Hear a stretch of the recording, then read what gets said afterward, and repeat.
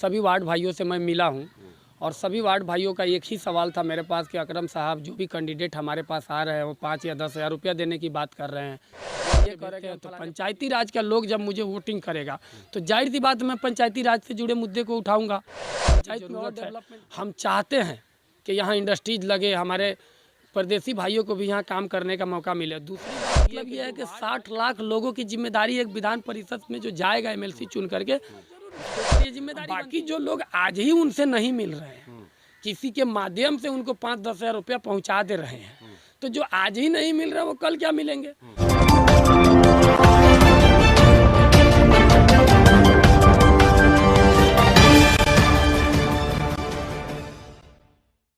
नमस्कार, आप देख रहे हैं एसटीवी न्यूज़ और मैं हूं समीउल्लाह चंपारनी। अभी हम पहुंचे हैं शिखौना में और सबसे पहले तो हम कहेंगे कैमरामैन को कि दिखाइए ऑल इंडिया मजलिस इत्तेहादुल मुस्लिमीन का ये एक अभियान रथ है, चंपारण उद्योग जागरूकता अभियान, जो अकरम सिद्दीकी यहाँ से एमएलसी का चुनाव लड़ रहे हैं। एमएलसी प्रत्याशी हैं, यानी विधान परिषद प्रत्याशी हैं। 4 अप्रैल को चुनाव होना है। हम पहुँचे हुए हैं, इनकी गाड़ी भी यहाँ लगी हुई है। जागरूकता अभियान के तहत ये जन जन तक पहुँच रहे हैं, लोगों को जागरूक कर रहे हैं। पीछे देखिए कुछ सपोर्टर इनके दिख रहे हैं। ये हमारे अकरम सिद्दीकी हैं जो कैंडिडेट हैं, चुनाव लड़ रहे हैं। एमआईएम के कैंडिडेट हैं, यानी असदुद्दीन अवैसी की जो पार्टी है पतंग छाप, उस पार्टी से हैं। एमआईएम के प्रत्याशी अकरम सिद्दीकी हमारे साथ है। सीधे हम बात करेंगे और कुछ बातों पर सवाल और जवाब होगा। सबसे पहले अकरम सिद्दीकी साहब, एसटीवी न्यूज़ में स्वागत है आपका। ठीक है समीउल्लाह साहब, एसटीवी की तरफ से आप आए, आपका बहुत बहुत शुक्रिया। सबसे पहले मैं पूर्वी चंपारण के जितने भी जनप्रतिनिधिगण हैं उन सबको मेरा सलाम, आदाब, नमस्कार। सबके साथ मेरी दुआएं और संवेदनाएं साथ है कि वो लोग सोच समझकर इंशाल्लाह इस बार 4 अप्रैल को वोटिंग करेंगे। तो हम ये जानेंगे आपसे कि अकरम सिद्दीकी साहब, चुनाव बिल्कुल नज़दीक आ गए हैं आप लोग।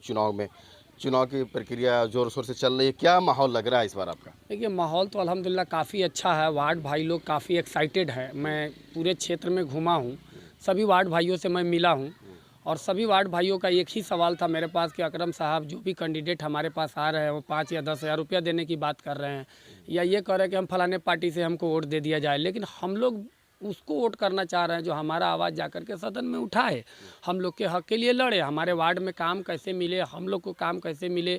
हम लोग का सैलरी अभी 500 था, अभी सुन रहा हूँ कि 1000 हुआ है, तो क्या 500,000 से हम लोग की ज़िंदगी जाएगी? हम लोग भी मेहनत करके बहुत पैसा खर्चा करके लोगों की सेवा करके जीते हैं। तो हम चाहेंगे कि ऐसा कैंडिडेट को हम लोग चुनकर चंपारण से भेजें जो हमारे लिए आवाज़ उठाए, हमारे लिए काम करे। पिछले जितने भी जनप्रतिनिधि को हमने चुना है, चुन करके चले जाते हैं लेकिन हमारे लिए आवाज़ नहीं उठाते। तो मैंने लोगों से वादा भी किया है, कमिटमेंट किया है कि देखिए अगर आप सब वार्ड भाई मिल करके और हमारे पंचायती राज के जितने भी जनप्रतिनिधि लोग हैं, या मुखिया जी है, समिति साहब है, या जिला परिषद साहब है, और सभी से मैंने ये कहा है कि अगर आप सभी लोग मुझे चुन करके भेजते हैं तो पंचायती राज का लोग जब मुझे वोटिंग करेगा तो जाहिर सी बात मैं पंचायती राज से जुड़े मुद्दे को उठाऊंगा।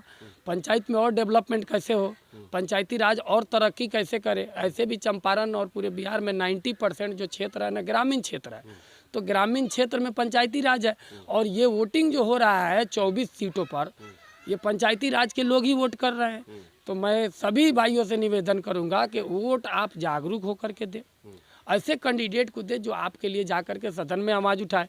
अब जैसे मुझे वार्ड भाइयों ने कहा कि भाई हम लोग चाहते हैं कि ऐसा कैंडिडेट मुझे मिले, मैंने अपनी बात मेरे पार्टी में आला कमान के सामने भी रखा है। हमारे जो एमआईएम के जो 5 विधायक हैं जो किशनगंज साइड से जीते हुए हैं, उन लोगों के सामने भी ये मैंने बात रखा है। उन्होंने हमसे कमिटमेंट किया है, वादा किया कि अकरम साहब आप बेधड़क उन सभी वार्ड भाइयों से कहिए कि आप अगर हमें चुन के भेजते हैं तो हम और हमारे पार्टी के जो भी 5 लोग विधायक जो जीत करके विधानसभा में पहुँचे, वो लोग एकदम प्रमुखता के साथ वार्ड भाइयों की समस्या, पंचायती राज की समस्या पहले से भी उठा रहे और ज़ोरों शोर से उठाएंगे। तो ये चीज़ मेन है और इस पे हमारा फोकस है। लोग बहुत जागरूक है, लोग इस बात को समझ रहे हैं। पहले वाली बात नहीं रही। युवा पीढ़ी वार्ड में ज़्यादा लोग जीते हैं और युवा पीढ़ी जागरूक है। वो डिजिटल ज़माने में डिजिटल मोबाइल चलाते हैं, दिन रात वो मोबाइल चला करके ये चीज़ सीख गए, समझ गए कि वोटिंग किस लिए करना है। हालांकि बहुत सारे लोग हैं जो उनको समझाने में लगे हैं कि इस वोट का कोई मतलब नहीं है, जो 2-5 हज़ार रुपया देता है उसको वोट दे दो, क्या फ़र्क पड़ता है, कोई भी जीते कुछ होता नहीं। लेकिन नहीं, वार्ड भाई भी जागरूक हैं और हमारे पंचायत समिति साहब भी, मुखिया जी लोग भी और जिला परिषद साहब भी, सब लोग जागरूक हैं। सब लोग समझ रहे हैं कि वोट किसी को देने का कोई मतलब नहीं है। वोट हम उस कैंडिडेट को देंगे जो हमारा आवाज़ जा करके सदन में उठाए। और चंपारण उद्योग जागरूकता अभियान, आपकी एक ट्रक है, गाड़ी घूम रही है, क्या उद्देश्य है इस गाड़ी का? देखिए, इसका उद्देश्य साफ है कि मैं चाहता हूं कि हमारे परदेसी भाई को यहीं काम करने का मौका मिले। आपने नोटिस किया होगा कि कुछ ही दिन पहले कोरोना काल में हमारे परदेसी भाई कितना दुर्दशा सह करके बाहर से यहाँ आए हैं और फिर गए हैं। फिर अभी लॉकडाउन लगने के चांसेस थे। तो मेरे कहने का मतलब क्या, वक्त बदला, ज़माना बदला, दुनिया बदला, हमारे चंपारण के लोगों को भी बदलने की ज़रूरत है। हम चाहते हैं कि यहाँ इंडस्ट्रीज लगे, हमारे परदेसी भाइयों को भी यहाँ काम करने का मौका मिले। दूसरी बात यह है कि जो वार्ड भाई जो वोट कर रहे हैं, जिनके ऊपर ये चुनाव निर्भर है, इसमें वार्ड भाई का फैसला बड़ा अहम होगा। हमारे वार्ड भाई भी कोई करोड़पति नहीं है, सब गरीब तबके के लोग हैं। कितने तो ऐसे हमारे वार्ड भाई है जिनके पास अभी स्मार्टफोन भी नहीं है। तो ये जो गरीब तबके के लोग जो हमारे वार्ड भाई भी जो जीते हैं, उनके लिए भी एक स्कोप बनूँ मैं, उनको भी मैं रोजगार दिलाने का प्रयास करूं जितना हो सके, पंचायती राज से या उद्योग के द्वारा। मेरा ये भी एक प्राथमिकता है कि वार्ड भाइयों के लिए मैं कितना सपोर्टिंग काम कर सकूं। इंशाल्लाह अगर मुझे सभी वार्ड भाई मिल करके अगर कामयाबी देते हैं, दिलाते हैं, तो मैं वादा करता हूं आपके सामने कि मैं सभी मेरे वार्ड भाइयों के लिए मैं सदन में आवाज़ उठाऊँगा। इस चीज़ को विजन बना करके मेरा ये ट्रक भी जो चंपारण उद्योग जागरूकता अभियान जो चल रहा है, ये मेरी गाड़ी चल रही है ताकि लोगों के अंदर जागरूकता है। क्योंकि हो क्या रहा है कि 60% वार्ड भाई जो है ना, जो फर्स्ट टाइम चुनाव जीते हैं, अब उनको इन सब चीज़ों का थोड़ा आइडिया नहीं है। अब उनको जो आला कमान लोग हैं या जो बड़े बड़े हमारे गांव के जो नेतागण लोग हैं, वो समझा दे रहे हैं कि ऐसा करो ना, फलाने पार्टी को वोट दे दो, इस वोटिंग का कोई मतलब नहीं है। जबकि ये सरासर गलत है। वोटिंग का मतलब कैसे नहीं होगा? अगर वोटिंग का मतलब नहीं होता तो वोटिंग क्यों कराती सरकार? एमएलसी का चुनाव खुद ही वहीं से हो जाता है। अकरम साहब, इस चुनाव के प्रति लोगों में जागरूकता कम है, इसकी इम्पोर्टेंसता को, इसकी महत्वपूर्णता को कम लोग समझते हैं। तो ऐसे लोगों के लिए क्या कुछ संदेश रहेगा और क्या कुछ कहना चाह रहे हैं? देखिए, मैं यही कहूँगा कि देखिए, ये जो चुनाव है एमएलसी का, ये विधान परिषद का चुनाव विधायक से भी बड़ा चुनाव है। अब समझने की बात है कि बताइए कि पूरा पूर्वी चंपारण में एक ही एमएलसी का सीट है, जबकि विधानसभा का सीट कितना, 12 सीट है और एमएलसी का 1 सीट है। यानी 60 लाख की आबादी पर एक एमएलसी जनप्रतिनिधि चुना जाएगा। तो इसका मतलब यह है कि 60 लाख लोगों की जिम्मेदारी एक विधान परिषद में जो जाएगा एमएलसी चुन करके, उसके ऊपर ये जिम्मेदारी बनती है। और मेरे वार्ड भाई भी 400 से 500 वोटर के ऊपर एक वार्ड होता है। सभी पंचायती राज में जहाँ भी है 400-500 वोटर के ऊपर एक वार्ड सदस्य चुने जाते हैं। और उस वार्ड भाई को ये वोट करना है तो उनको तो सूझबूझ दिखाना होगा, सूझबूझ के साथ वोट करना होगा। क्योंकि उनके ऊपर उनके वार्ड के लोगों की भी जिम्मेदारी है। अगर मान लीजिए कि अगर सब मुझे मिल के कामयाब करते हैं, इंडस्ट्रीज लगता है चंपारण में, तो उनके वार्ड के जो लोग हैं उनको भी जॉब मिलेगा। आज जो फ़ोन कर करके वार्ड भाइयों ने भी अपने रिश्तेदारों को बुलाया मुंबई दिल्ली से कि भाई आ जाओ, वोट हम चुनाव लड़ रहे हैं, हमको वोट देना। शायद अगर कल उनको यहाँ रोजगार मिल जाए तो उनको आराम से आकर के अगली बार वोट करेंगे, उनको भी परेशानी कम होगी। दूसरी बात यह है कि वो वार्ड भाई के लिए भी जो काम करना है, जैसे उनको आज 500 से 1000 हुआ, 1000 में क्या होता है इस महंगाई के युग में? आज पंचायती राज के जो सम्राट चौधरी साहब है, उन्होंने कहा है कि हर पंचायत में हम पंचायत भवन बनाएंगे और एक आदमी अलग से नियुक्ति करेंगे। तो जो नियुक्ति होगा गवर्नमेंट के तरफ से, उनका सैलरी 5-10 हज़ार रुपया होगा, लेकिन हमारे वार्ड भाई का सैलरी मात्र 500 से 1000 है, जो बहुत ही मिनिमम है। इससे कुछ गुजर बसर होने को नहीं है। विधान परिषद में इन लोगों के लिए आवाज़ उठाएंगे, इनकी सैलरी बढ़ाई जाएगी। बेशक हमारे सभी वार्ड भाइयों का मैं आवाज़ बन के खड़ा होऊंगा। अब मैं इसीलिए चुनाव में पार्टिसिपेट कर भी रहा हूँ, क्योंकि मेरा मकसद ये है कि ग्रामीण क्षेत्र का डेवलपमेंट हो, हमारे ग्राम क्षेत्र के जितने भी भाई हैं उनकी तरक्की हो। क्योंकि देखिए 90% लोग ग्रामीण क्षेत्र की हैं जो प्रदेश में भी जाके कमा रहे हैं। तो इंडस्ट्रीज लगेगा तो ग्रामीण क्षेत्र में जो लोग हमारे भाई हैं जो आज मजदूरी मुंबई दिल्ली में कर रहे हैं, उनको यहाँ जॉब मिलेगा। तो मैं चाहूँगा कि अगर मेरे सभी वार्ड भाई अगर जात पात से ऊपर उठ करके और 5-10 हज़ार रुपया के लालच में न पड़ करके अगर एक बार ईमानदारी से हमारे नंबर पर जा करके 1 नंबर का रैंकिंग वरीयता से चुनाव होने वाला है, एक वार्ड भाई 1, 2, 3 नंबर से चॉइस करके वोट दे सकता है। तो मैं तो रिक्वेस्ट करूंगा मेरे वार्ड भाइयों से कि मुझे नंबर 1 पे रखें, 1 नंबर की वरीयता से हमको जिताने का प्रयास करें। क्योंकि हम जीत के जाएंगे तो इंशाल्लाह सदन में उनकी आवाज़ जरूर उठाएंगे। अब बाकी जो लोग आज ही उनसे नहीं मिल रहे हैं, किसी के माध्यम से उनको 5-10 हज़ार रुपया पहुँचा दे रहे हैं, तो जो आज ही नहीं मिल रहे वो कल क्या मिलेंगे? और जाहिर सी बात है जो आज पैसा दे करके उनसे वोटिंग राइट उनका ले रहे हैं या प्रयास कर रहे हैं कि हम उनसे वोट ले लें, जाहिर सी बात है वो जीत के जाएंगे तो सदन में आवाज़ नहीं उठाएंगे। इससे पहले भी तो 2 लोग थे MLC, उन्होंने कितना आवाज़ उठाया नहीं उठाया सभी वार्ड भाई जानते हैं। वार्ड भाइयों को चाहिए कि इस बार एक नए चेहरे को मौका दे, नए पार्टी को मौका दे। ऐसे भी हमारी MIM पार्टी है ना, आवाज़ उठाने के लिए ही जानी जाती है। अकरम साहब, एक पार्टी की बात आई तो मैं ये भी क्लियर करता चलूँ। कुछ लोगों का मानना है कि असदुद्दीन ओवैसी जो MIM की पार्टी है ये बीजेपी की एजेंट है, ये अक्सर लोगों का कहना है। तो आप इस पार्टी से हैं, टिकट मिला है, इस पार्टी के जरिए टिकट दिया गया है आपको, आप चुनाव लड़ रहे हैं, MLC प्रत्याशी हैं। किस रूप से देखते हैं इस आरोप जो लगते हैं कि बीजेपी को मजबूत करते हैं, क्या कहना है? देखिए, कहना इतना ही है मुझे कि देखिए ये अपोजिशन वाले ये इल्ज़ाम लगाते हैं कि ओवैसी साहब हमारे बीजेपी के बी टीम है। जाहिर सी बात है उनकी ज़मीन खिसकती है। हमारे मुसलमान भाई वोट करते हैं सेकुलर पार्टियों को, जैसे यहाँ पे RJD को करते हैं, यूपी में अखिलेश यादव को करते हैं। तो वो तो चाहेंगे ना कि किसी तरह मुसलमानों को बरगलाए, ओवैसी साहब को वोट न देने दे।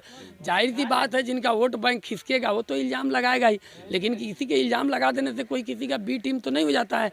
मेरे ख्याल से तो आज के डेट में वो लोग खुद ही बी टीम बने हुए हैं। अब उनके लोग, उनके पार्टी के लोग, उनके यादव समाज के लोग बीजेपी में जाते हैं। बीजेपी को अभी यूपी का चुनाव आपने देखा होगा, हमारे सारे मुसलमान भाई ने ओवैसी साहब को वोट नहीं दिया, सेकुलरिज्म का पर्चा लहराया, अखिलेश यादव को वोट दिया, लेकिन वहाँ के यादव भाई जो उनके समाज के उनको भाजपा को वोट दिया।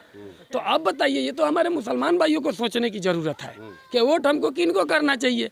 आप अखिलेश यादव को वोट कर रहे हैं, आप चाह रहे हैं कि अखिलेश यादव की सरकार बने और यादव भाई चाह रहे हैं कि भाजपा का सरकार बने।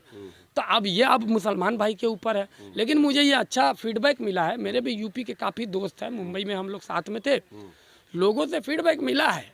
लोगों का मानना यह है कि अब हम लोग अखिलेश को वोट नहीं देंगे, हमने सबक सीख लिया।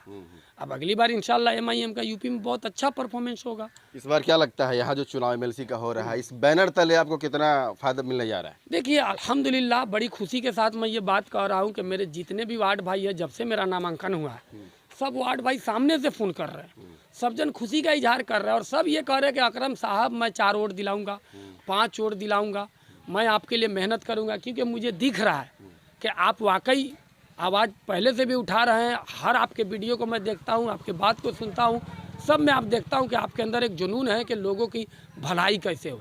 तो सभी वार्ड भाई जागरूक हैं, सब उम्मीद कर रहा हूं कि सब मुझे वोट भी करेंगे, इंशाल्लाह कामयाबी भी मिलेगी। और अगर कामयाबी मिला तो इंशाल्लाह ये आवाज़ मैं सदन में पुरजोर तरीके से उठाऊँगा। मैं ऐसे भी, मेरा बैकग्राउंड बिजनेस है, मेरी बाइक की फैक्ट्री है, पहले मैं मुंबई में था, 5-6 सालों से मैं यहीं फैक्ट्री चला रहा हूँ। मेरा प्रयास और मेरा सपना ही यही है कि मेरे चंपारण में लोगों को रोज़गार मिले कैसे, फैक्ट्री लगे कैसे। इस पे मेरा काम पहले से चल रहा है, इंशाल्लाह आगे भी चलेगा। लेकिन अगर लोग मुझे कामयाब बनाते हैं तो इसका फ़ायदा ये होगा कि सिस्टम के द्वारा लोगों का ज़्यादा से ज़्यादा मैं फ़ायदा करूँगा, क्योंकि मैं इंडिविजुअली पर्सनली मेरी जो कैपेसिटी होगी मैं उतना ही कर सकता हूँ। लेकिन अगर लोग वार्ड भाई मुझे चुन के सदन भेजते हैं तो मेरे पास इसकी अथॉरिटी आएगी, राइट आएगी, तो मैं सिस्टम के द्वारा सभी वार्ड भाइयों के लिए कितना काम कर सकता हूँ उस पर मेरी मेहनत होगी। मेरे पंचायती राज के लिए मैं कितना काम कर सकता हूँ उस पर मेरी मेहनत होगी। हमारा ग्रामीण क्षेत्र डेवलप कैसे हो उस पर मेरी मेहनत होगी। क्योंकि ये MLC का जो चुनाव है ना, 3-4 तरीके से होता है, इसका मुख्य इंटेंशन भी यही है कि हर क्षेत्र का लोग MLC को चुने और वो लोग चुन करके यहाँ आए और हर क्षेत्र का आवाज़ उठाए।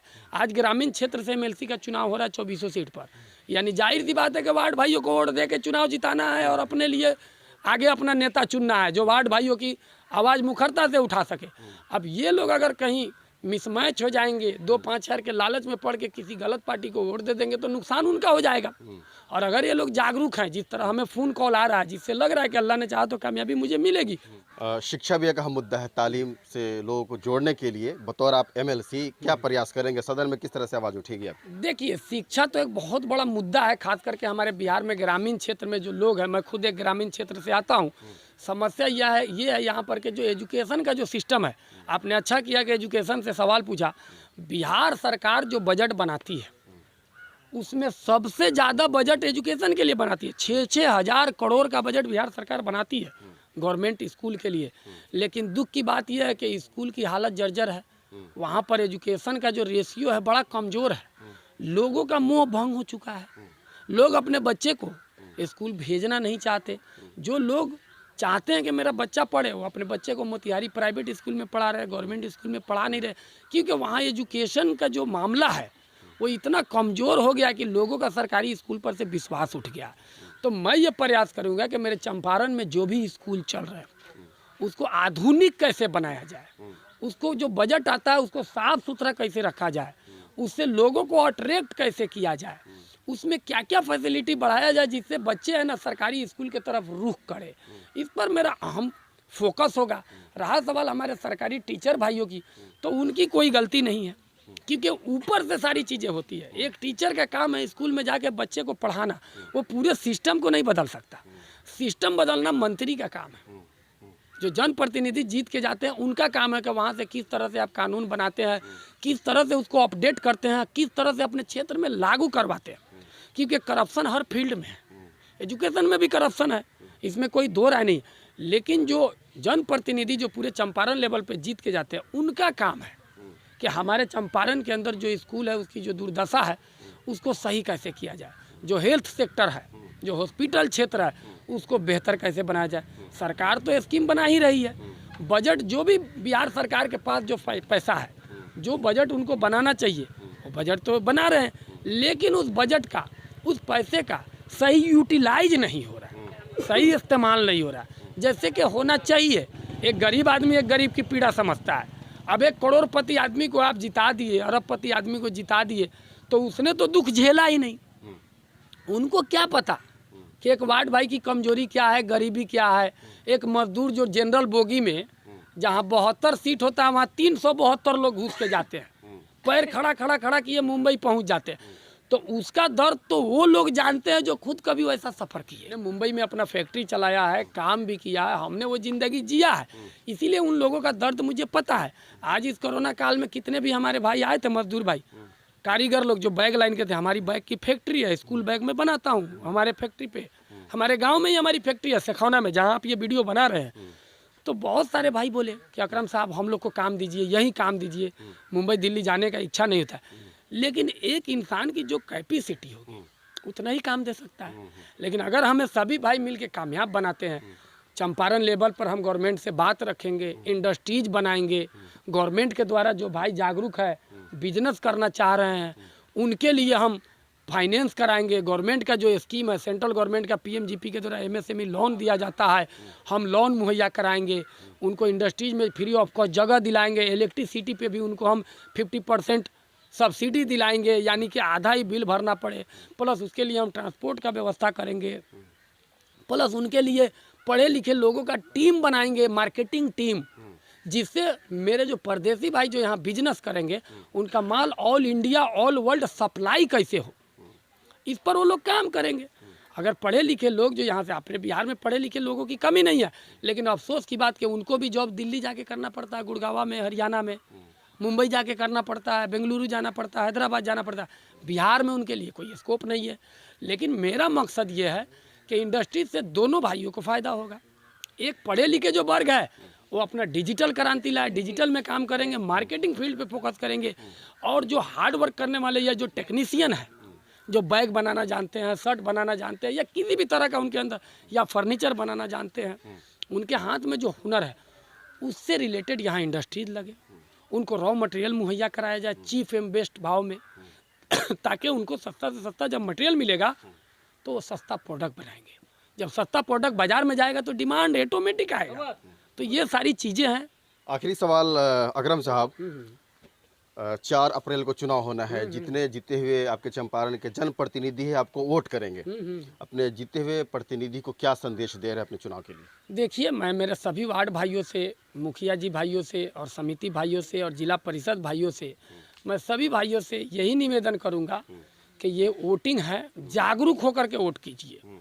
आपने पिछले कई बार लोगों को मौका दिया है, दूसरी पार्टी को, उन्होंने क्या आवाज़ उठाया नहीं उठाया मुझे नहीं पता, लेकिन अगर सभी मेरे वार्ड भाई जागरूक होकर के जाति पाति से ऊपर उठ करके अगर वोटिंग करते हैं तो इंशाल्लाह मैं सारे वार्ड भाइयों का सदन में आवाज़ पुरजोर तरीक़ा से उठाऊंगा और इंशाल्लाह उनके लिए मैं काम करूंगा।